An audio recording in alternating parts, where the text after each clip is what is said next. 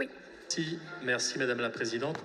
Cet amendement vise à rendre l'index plus incitatif et donc plus efficace au maintien et à l'embauche des seniors. Quelle est l'idée ici? Eh bien, l'idée, c'est de faire, comme nous le faisons depuis le début de cette législature et depuis 2017, confiance au dialogue social.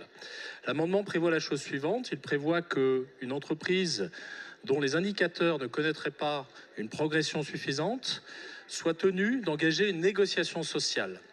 Une négociation qui vise à améliorer la situation, le maintien dans l'emploi, la formation des seniors dans des conditions qui seront déterminées par décret. L'idée de faire appel au dialogue social, c'est une idée qui est lucide. C'est une idée qui nous rapproche du terrain et c'est une idée qui, d'une manière ou d'une autre, permettra d'obtenir des résultats en tenant compte des spécificités des entreprises et de leur modèle économique. Les entreprises qui ne s'engageraient pas dans cette négociation ou qui ne parviendraient pas à trouver un accord seront tenues de faire un plan d'action et dans l'hypothèse où un accord ne serait pas trouvé ou un plan d'action ne serait pas engagé, eh bien, elle serait soumise à la même pénalité que celle prévue pour l'absence de publication de l'index.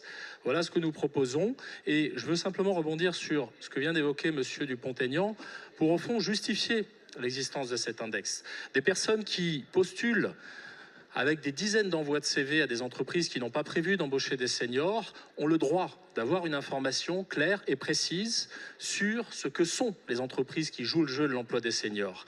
Ça les aidera à chercher un emploi plus efficacement, ça les aidera à trouver un emploi plus rapidement. C'est aussi une des justifications de cet index. Je vous remercie.